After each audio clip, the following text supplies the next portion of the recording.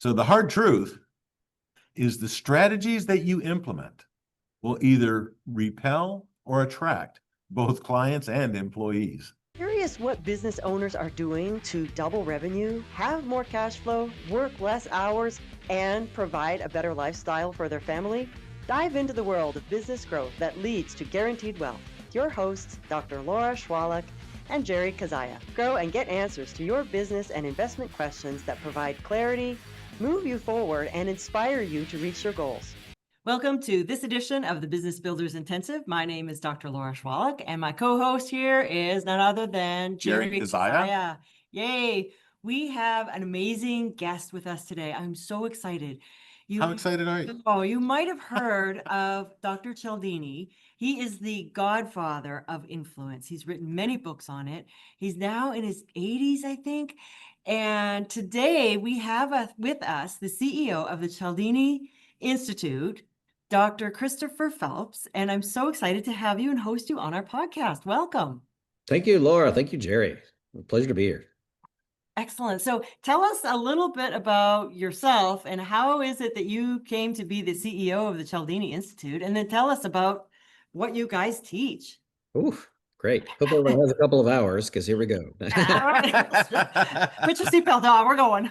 Let me get the highlights. So long story short, I'm an entrepreneur who happens to be a pretty good dentist. So instantly when I say dentist, everybody, when they're in my presence, their hands immediately go over their mouth. I was going to open mine and go, can you tell me about the... Yeah.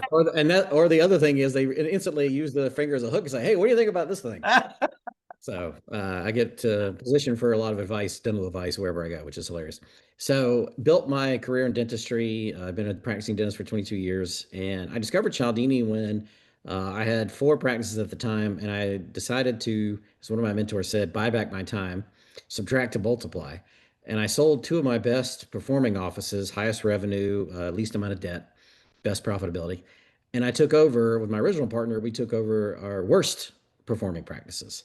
One of which was a brand new dental office that was costing us $70,000 a month in expense and was only collecting around $35,000 a month in revenue. Well, you don't have to be a business expert to understand that is not a good check to write every month when that money is not coming back. Now, when you've got 3 other practices and other partners, we call that an investment. When you've got 1 other practice and 1 other partner, I called that a problem. But my challenge was I had all this behavior issues with patients. I'm presenting what they need. I'm showing them the x-rays. I'm showing them pictures of their dental situation. Why aren't they coming back for treatment with me and my other associates? My team, right? Why was it? Because I floated between my 2 offices 2 days each. So why was it when the cat was away, the mice would play? Meaning, why do I have to keep telling them to do their job when I'm not there? Why don't they just do it, right? My associate doctors, why am I paying for their education?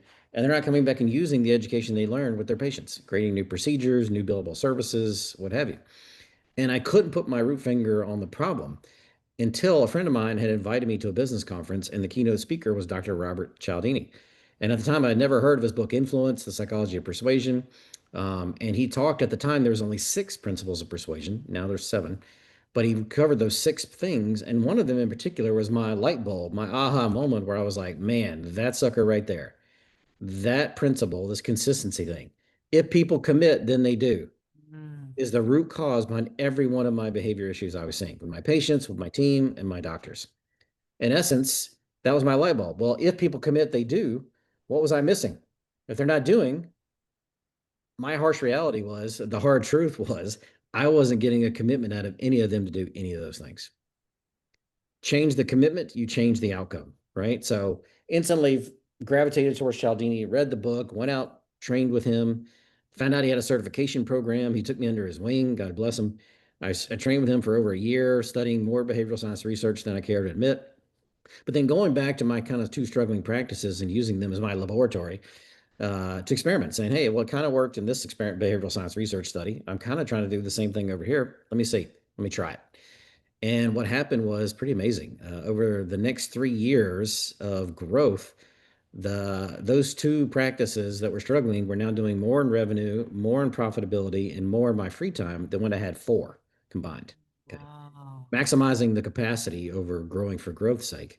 And what's also crazy was this is the time period shortly after 2008 and the housing crisis when more dentists went bankrupt in that 5-year period than in the history of dentistry following 2000. Wow. And yet my two businesses are having $1 million of growth each 3 years in a row.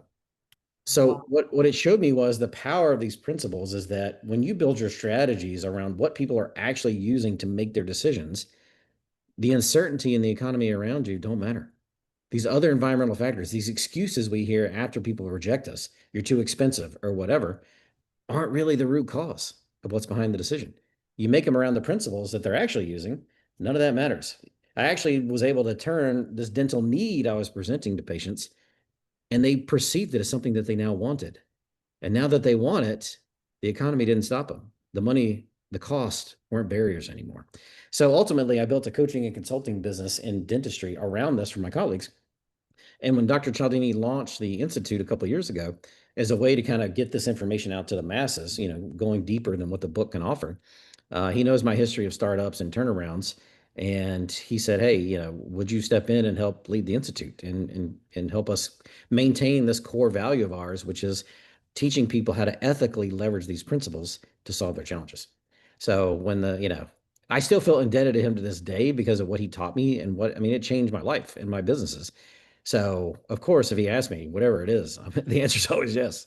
So it sounds almost like miraculous. Like you would never have to worry about leads again. Like you just follow these principles and you will always have leads, business, growth. Am I right? Or is like exactly. I mean, in essence, at the time when I took over the two struggling practices, I was spending $36,000 a month in marketing to get 60 patients. Okay. 30 at an office, 30 at a different office. So again, not a good return on investment. So flash forward 3 months later, after using the principles, I'm getting 300 patients between the two practices and spending 74% less. And then a couple months after that, I stopped spending altogether because I didn't need to anymore. It was probably a referral practice after that. It was just, you had a referral program and people just kept wanting to see you. They did. I wish I had known that when I had my practice. I was a functional endocrinologist for 20 years. Yeah. And in the last year of practice, I spent $250,000 just in marketing and advertising. Right. Yeah. Wow. If I had only known, but I will learn now because you have a seminar coming up in December of 2025, right? Tell us about that. Yeah, December 5th and 6th in Tempe, Arizona. In essence, what I found in my travels here at the Institute is that a lot of people maybe have heard of Cialdini, especially if they were in marketing. That was like required reading in school. They may have heard of the principles. They may feel like they're tapping into the principles to some degree, so they have a good knowledge of them. But the biggest issue I find with people is that they don't really understand how to identify when you're in a situation with somebody. There's like us today, there's always a principle present when you're interacting with others, individually, as a group. The challenge people have is they don't really know, well, what principle's here, number one, right? So identify what principle's present in this situation. And then the second thing is they don't understand ethically, what do I do with it? Like, how do I turn it on now in this moment? And what can I do to amplify it, to really set the stage, put it into a system, if you will, that I can get a yes to whatever it is I'm going to be asking of this person. And again, how to do that in an ethical way. So this workshop is specifically based on application. So teaching people, here's what these things are, but more importantly, let's make sure everybody leaves with a foolproof, like step-by-step guide on what are you going to do with them to satisfy your marketing, sales, people management challenge. Can you give us an example of a common mistake that business owners make that repels clients or causes their employees to not do what we want them to do? I want to write this down. Yeah. Yeah. Write this down, I think. All right. So it's a two-part answer. Number one goes back to that consistency thing. Most people do not understand how to get real commitments out of people.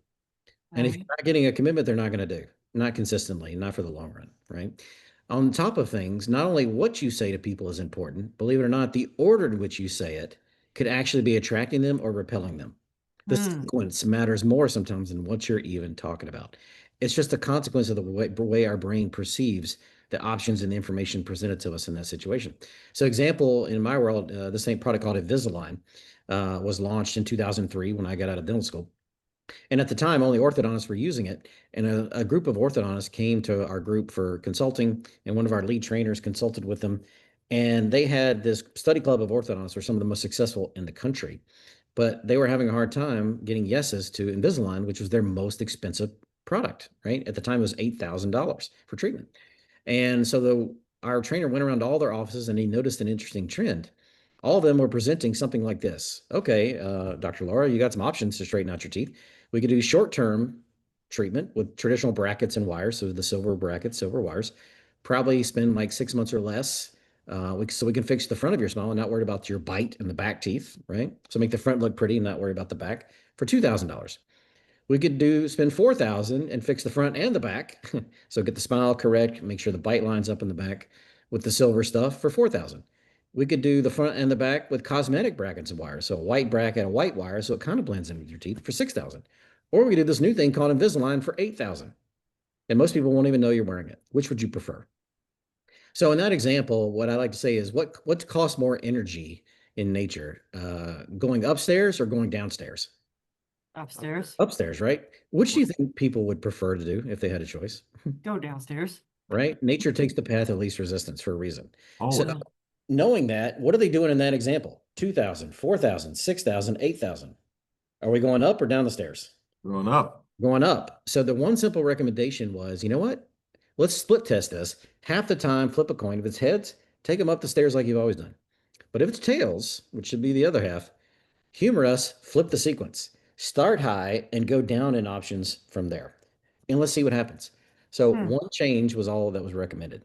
And they asked these docs, well, what percentage change of your sales of your most expensive item, this Invisalign at 8,000 needs to occur for you to think this was a good experiment versus you were really excited we did this? And they said, well, I mean, if we had a 5% increase in sales, I guess it'd be worth testing this. But if we had a 20% increase in sales, holy crap, that'd be great. Yeah. Right. So think about that, people listening, like, would a 20% increase in your most expensive product, good or service, would that move the needle for you this year? Yeah. Absolutely. For us, yeah, Yeah. for sure. Especially in a downed economy, right? So 20%. So that's what they did. Half the time they took people up the stairs and half the time they took them down. So what was the result?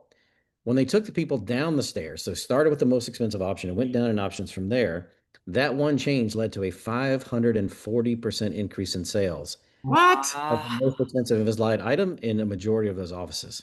Okay. That's impressive. Wow. Now, here's what's even more important. Not only did it increase significantly, it was like 360 to 540% was the range, okay, of the most expensive item. Those that truly it was about the money now, who couldn't afford 8,000, more bought at the $6,000 level in the down the stairs group than in the up the stairs group. And those that couldn't afford 6, even more bought at 4,000 than in the up the stairs group. And even more bought at the $2,000 level than in the other group. Basically, more people left with something versus choosing to do the worst thing, which was to do nothing, right? So sales, Wow. everything went up. So a simple move that's repelling versus attracting is, if you're not careful, if you're taking people up the stairs, you're setting the stage for more people to say no automatically to every one of your options. Flip the sequence and you're automatically setting the stage for more to say yes. Yeah. Got it. That's brilliant. What? And this, did Dr. Cialdini think of this or just? This is actually something we call the contrast phenomenon. Dr. Cialdini didn't invent it, or he didn't discover it, I should say, as part of his research. Some researchers after the principles came out did, but we teach about it and we talk about it because it's, in my opinion, it should be the 8th principle of persuasion. It's that powerful. It's always present. Just somebody got to it before he did. Yeah. But it's a good example of that. The way you communicate is always persuasive. So not only what you're saying is important, but the order in which you're saying it is just as persuasive. So we have to factor in all of these things as part of our strategies when we're presenting anything to anyone, whether that be in a marketing format, whether that be in person in a sales format, whether it be influencing people to do their job in a management setting, you name it. Fantastic. Is there another example that comes to mind that you see commonly in service-based businesses? Those are the main businesses that we coach, service-based businesses like pest control and automotive and attorneys, AC repair, plumbing, all kinds of things. What's a common everyday mistake that they might make with their employees? With what does the boss do to the person, the Chuck in the truck or Dan in the van or Yeah. whoever the technician is. Well, I think it goes back to what we said earlier. It's not leveraging the consistency principle properly, and they're in a telling business, not in an influencing business. Yeah. Right. So if you're telling people to do stuff, you're automatically repelling more people from doing that thing or from doing it consistently. Versus if we influence them, we automatically attract more people and they maintain the behavior more consistently. So that when the cat's away, the mice don't play in that example. So, for instance, instead of telling people to do stuff, even just doing simple things is offering a this or that choice. They did one study in Paris where people were approached by a panhandler who was asking them for money, right? And in this one situation, the person will come up and say, "Hey, do you have some spare change?" Okay, so basically telling them, "Will you give to me?" Okay, or "Please give to me." In the other scenario, they gave them a voluntary choice in the matter. "Hey, Laura, do you have any spare change?" "Of course, it's up to you." So basically presenting it, give to me or not, it's your choice. This or that, which would you prefer, is kind of the scenario. And in that voluntary choice scenario, 400% more people donated and gave them money than in the control group. Interesting. A study I have shared with 0 panhandlers to this day. Thank you. So imagine the power of this saying, like if I was your dentist, Laura, and I said, "Laura, you need a crown." I know if I say that to Jerry, he's gonna be like, "No, I'll decide if I need a crown, doc. I'm taking that control back. Thank you very much. It doesn't hurt. I'll be okay." Right. But if I said, "Hey guys, you got a choice, do nothing, but here's what's going to happen. You're going to have to do a root canal buildup in a crown, and that thing's going to cost you $3,600 down the road. Pain, time off of work. Or we can not let any of that stuff happen and do this procedure today for significantly less. Which would you prefer? This or that?" Automatically keeps the control in your hands. You make the choice. But now you've made the choice. You're more committed than ever to actually getting it done and following through with it. Interesting. So what I'm hearing you say is if you give them a yes, no scenario, they're most likely to say no. Hmm. But if you give them a either or scenario, they're likely to actually choose one rather than not doing anything at all. Okay, cool. Yep. And they're more likely to follow through and consistently, especially if the behavior needs to be repeated multiple times from that point on, they'll stay true to that behavior moving forward. You did that really well, by the way. You know what? This would work really well with children and teenagers, giving them the choice. Like choice is it's not even necessarily choice and consequence. It's like this choice or that choice. Which one would you like? Exactly. So when That goes along with the teachings of Positive discipline. positive discipline. Positive discipline. Yeah. Yeah, Well, like exactly. so my wife found out this when she was my oldest son was young, and he was gotten to this phase where she used to pick out all of his clothes, and he got to this point where he was fighting back and resisting, and no, he fought her with everything she picked out, right? Like toddler screaming kind of stuff, you know. And she was frustrated with it one day, and I said, "Well, just give him a choice.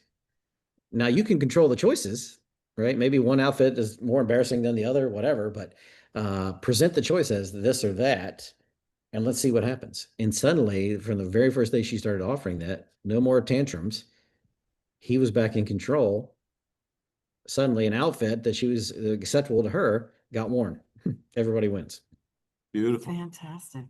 See, and I thought you were going to talk about what employers do that repels their employees is inconsistent behavior From the employer? from the employer to the employees. Give me an example of inconsistent behavior. Well, so for example, most small businesses, the owner is the chief cook, bottle washer, et cetera, right? And then they start bringing on additional employees to help them with the bottle washing and the cooking and whatnot.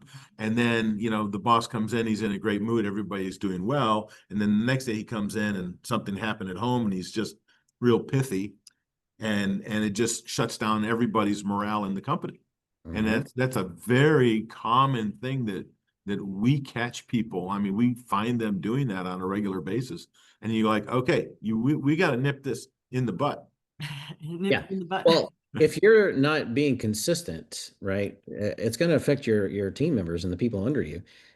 Nobody wants to work for Jekyll and Hyde. Okay. Yeah. So nobody. If they're unsure of who they're getting today, that's going to be a problem no matter what, right? So you're making them uncertain automatically, and they're less likely to move, stay, et cetera. And also, I find business owners get into this trap of they're not consistent in what they're presenting to their employers, team members.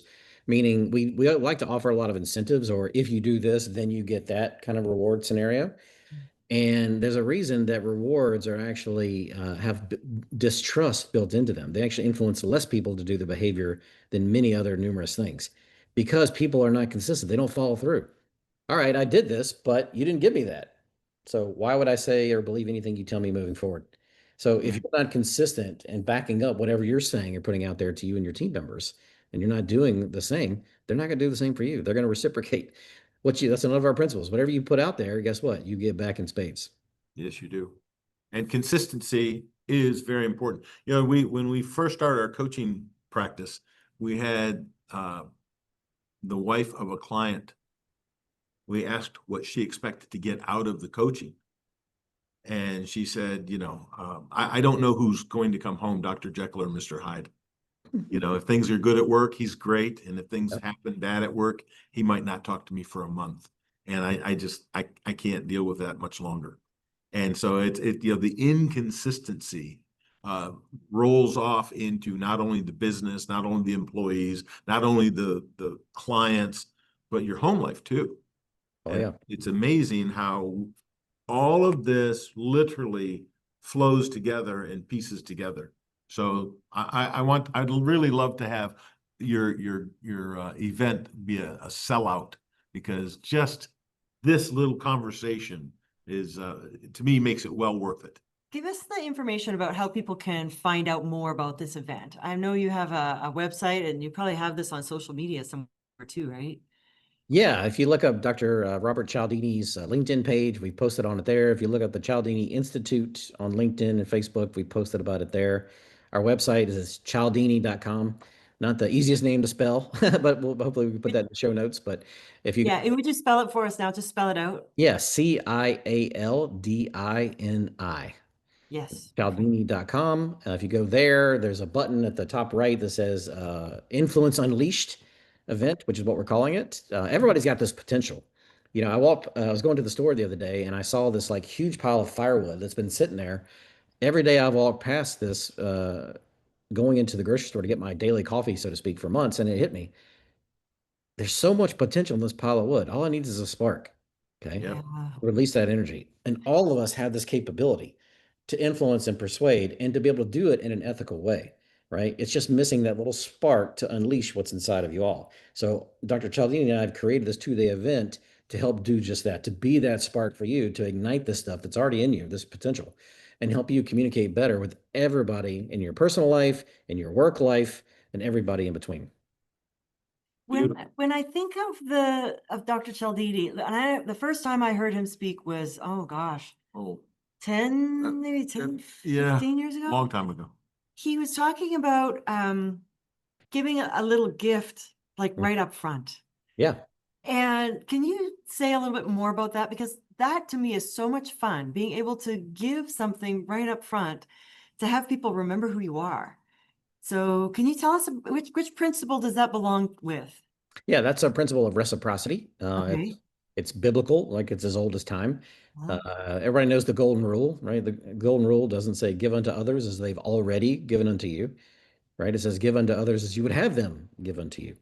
So reciprocity in essence is just that. If you give someone a gift of value and significance to them, it actually creates an obligation inside of them that they feel the need to give back in kind to you. So again, you give a gift to somebody, it actually is something that positively creates and opens a relationship with somebody that you don't know, or deepens a relationship with someone you do know as well. And ultimately, if they receive that gift, this obligation, unfortunately, kind of goes on their to-do list. They want to get back in kind. So if you give them a present on their birthday, they're probably going to give you a present on your birthday. If you do a favor for them, most likely they're going to want to step up and do a favor for you in return. So we've kind of learned as society that, think of it this way, what do we call people as a group, society, an individual who don't reciprocate, who just take all the time and never get back? Takers. Takers, moochers, bloodsuckers, Yeah. teenagers, right? Vampires. Vampires, bloodsuckers.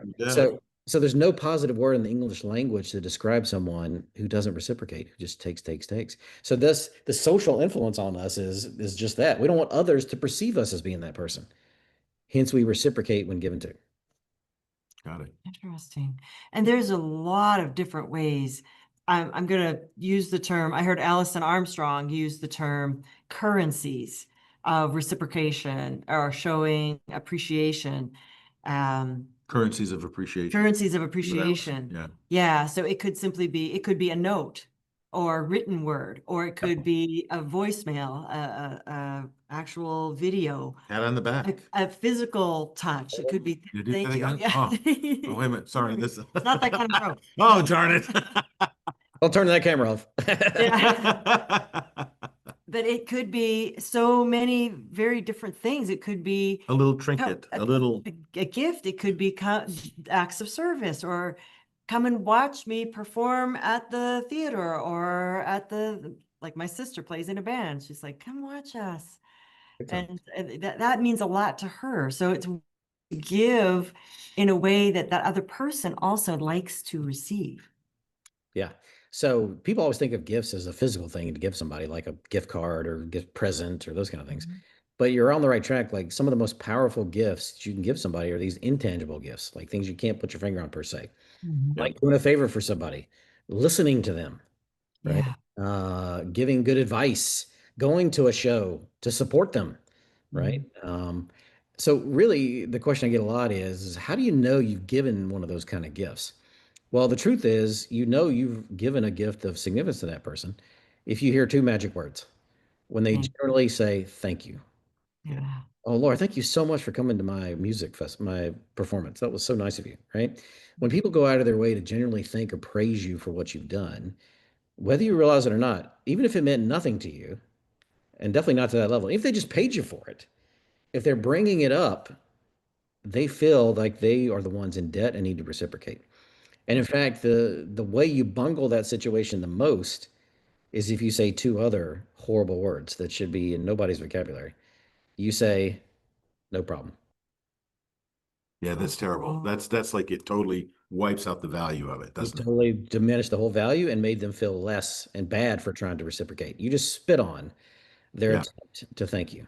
Okay. Whether you realize it or not. Now, society has conditioned us that that's what we're supposed to do. But I say, not only is it crap, it's not even ethical. I mean, if you think about it, if you truly put any kind of effort at any level into whatever they're praising you for or thanking you for, then you're not being ethically true by saying no problem. Absolutely. And you know, it's really funny.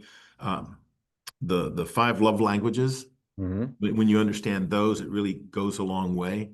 We a friend of mine, his wife's birthday and came up and he spent 6 hours detailing her car, making it look like new, and she's like, oh, thanks, and walked away, right?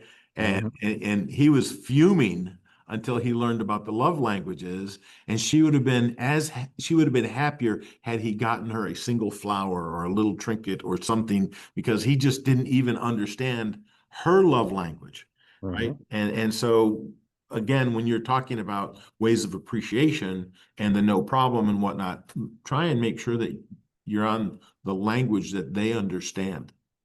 Yeah. And in the December event, we're going to be digging into this reciprocity because there's a whole master level people need to understand, whether it's intangible or tangible gifts that you need to factor in. And like you said, knowing that love language is key. But how do you find out if this gift is meaningful to that person, or do they feel entitled to it? Right? Because there's a difference there.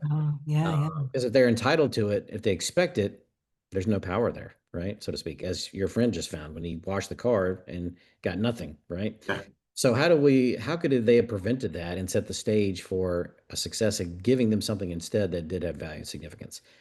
Find out, ask them what's important to them. Well, sometimes it's uncomfortable or awkward to just come right out and ask. Or maybe that's what you do. Hey, I'd like to thank you. Would you like this or would you like that? And give them the option. Yeah, you're on the right track. So like I said, come in December and we're going to detail it out. So everybody's going to know. Oh, that's awesome. That's awesome. I'm so looking forward to that. How fun is that? Let's see. Do you have events throughout the year, just in case somebody is not able to attend the December event, or if they happen to listen to this podcast after December. the event? Yeah. So anybody who can't make it, we're going to be recording it. It's going to be live streamed. So obviously, if you can't physically be there, you can get the online ticket option, and we're going to share the recording with everybody in person and online. People will have 6 to 12 months of access to the recording, so plenty of time to digest the content and figure out how to make it valuable to them. And so, yeah, of course, we'll have a copy of that recording for the future. So if you miss the window, so to speak, and we're past the event, then by all means, reach out. You can always buy the online ticket at that time, and we'll get you access. So Beautiful. And is there still a master class, like a year long or something for people who really want to dive in? Can you tell us about that? yeah, starting in January, because I really found that this need for understanding application of these persuasion principles is in huge demand right now. We're going to be launching an applications-based online community to have a safe place for people to come ask these kind of questions, like how can I leverage this persuasion more in this marketing piece that I'm doing, or this marketing topic that I need to be covering, this marketing medium I'm working in. How do I use this persuasion principles in sales? How do I use it in people management? We'll have industry specific group chats as well. We're a global company, so we'll have it's going to be a global community as well. And so we're kind of leverage the power and do masterminds in this online community where you get to learn from others. We're going to be posting application content there because I always found best I learn through examples. And so the more examples I have, the better I understand these things, and I was able to learn how to use them and put them into practice. So I really want to make sure people that are part of this continuing monthly mastermind get access to all of the best application stuff and training that we can offer. Who are the main people that attend your seminars? I guess I'm thinking it would be business owners, but is it also marketing people or like who? Yeah, business people, I'd say entrepreneurs, it definitely resonates with. That's probably at least half of those that come. Another big percentage, interestingly, is marketing people because they're on the front lines, if you think about it, right? So in an uncertain economy and the marketplace is tightening up on what they're willing to spend and invest in, guess who are the first to know? The marketing folks, because they are the first to see their efforts aren't producing like they used to. So I talk to marketing folks all the time, and they're like, "Yeah, my customers are having to spend twice as much to get the same result that we were getting 6 months ago." We're talking about like spending online advertising, Google ads and whatever, and they can't put their finger on why. So they're at the forefront of the behavior change in their market, but they don't know the why behind it or what to do to adapt. Well, once they understand persuasion, they will understand what's really the root cause behind that and what principles they should be tapping into to overcome it. So we're getting more and more interest from marketing folks, especially now because of what some might call a down economy or a not ideal economy at this point. But what's cool about this stuff, as I said, is you can be successful and leverage these in any economy and rise above it. So, and then probably last but not least, of course, salespeople. I'd love more people in HR and people management to come because, as I said, this is just as powerful to influence people to do their work instead of you having to keep telling them. I wonder if there is a separate seminar or something that the wording could specifically be geared towards HR and specifically towards employees rather than customers and leads that might interest them to attend. Yeah, like most things, what we do at usually these events is we'll actually get to hear the true pain points from each of these industries and each of these markets, if you will. And that's one of my strengths is once I hear what their pain points are, then I understand what we need to craft from an influence standpoint to overcome those challenges, and we can build a whole program around that. Very good. So at the end of each of our episodes, I ask all of our listeners a question. And my question for everyone today is, are you having the results that you want in your life? And if you are not, then I highly recommend that you attend this seminar in December, or at least check out their website and learn some of the information from the Cialdini Institute. Because if you do not have the leads that you want or the results that you would like from your employees, this power of persuasion, ethically, joyfully, and in a very giving and reciprocal way, could be the answer that you've been looking for. And so the question is, do you have the results in your life that you want? And if not, then Chris, would you please give us the website again, the web address, so that people can find out more? Yeah, and I'll just piggyback and say the second question would be, would you like to meet me, Dr. Cialdini, or Dr. Laura, and maybe Jerry, if we can get some to come? And Meet then all of us. Meet us all. Come on. it's all right. We're all going to be there. I'm So buying cocktails. All yes. right. Then check us out at Cialdini.com, and you'll see the event on the upper right-hand corner on the Influence Unleashed event right there on Cialdini.com. And if I can just inject as a bonus, you may want to really take a look at this because Dr. C he's 80, right? He's 81 this year. Coming up. 81 this year. Yeah, so he's 80 right now. And Now's the time. This might be the last live event he does. Hear it from the Godfather himself. We hope not. Yeah, We hope not. Right? Yeah. And you never know, right? So when someone's in their 80s, like you better take that opportunity as quickly as you can and decisively as you can. And not only because he's 80 and might not be doing this anymore, but what a wealth of information. Oh my God, he's brilliant. Oh That is my amazing. gosh, yeah. I don't want to get fanboy here, but That's okay. I'll be fangirl. Like just the knowledge that he has and the ability, the he puts it in layman's terms so you get it. yeah. Right. I mean, that's the reality. You know, it's great to talk with $50 words and all that, but the reality is he puts it in such beautiful terms that it's like, It makes sense. oh. I wish I had known this stuff before. Definitely. I will definitely be there. I'm already registered. I'm really looking forward to it so much. Yeah, I can't wait to see you guys in person. So Yeah, us too. Yeah. awesome.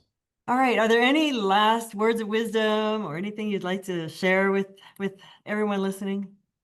No, I mean, I think we've covered several things, hopefully that people have a better understanding of small things you can do. These aren't like big grandiose recommendations we're making, right? You don't have to change who you are overnight. All we're recommending is there's some, we call them small bigs, small little things you can do, like flipping the sequence, going up versus down. Yeah. What does it cost you to do that? Nothing. But what is the result? Huge. 574%, 360 to 574% increase in sales. Man, Yeah. why don't I sign up for that? Yeah. Right. So that's the good news. What we're going to be teaching you are very strategic, small things all of you guys can leverage with all of these principles. Okay. Tap into one or two of them in each principle, you're going to win. Tap into all of them, woo, you're going to win big. So I'm hoping that at a minimum, you'll reach out. Hopefully we'll see you there. And if not, at a minimum, grab his book, Influence, The Psychology of Persuasion. And I just remembered that all of our Business Builder members get a discount off of the seminar You do? by using the 4-letter code BBMM, which stands for Business Builders Mentor and Mastermind. Yeah. Capital letters BBMM, and you get a discount off of the seminar. And Yes, use that code at checkout, and it'll save you some amount of money. Yeah. On the event with some money better than no money. Take advantage of the code. yeah, It's beautiful. excellent. I'm glad that I remembered to say that Yeah, me because too. every bit helps, and you can put that money towards whatever else you want to. Cocktails. Cocktails, drink at the reception. yeah, whatever it is. Cool. Thank you so much, Dr. Chris, it's Phelps, been for fun. being with us. Thank you, Really guys. appreciate you, and really looking forward to seeing you in person in December. Thanks, guys. All right, brother. See ya. Be safe. All right. Appreciate it. Grow and get answers to your business and investment questions that provide clarity, move you forward, and inspire you to reach your goals. Share the show and connect with us at BBMMUSA.com to submit questions and learn more. That's BBMMUSA.com.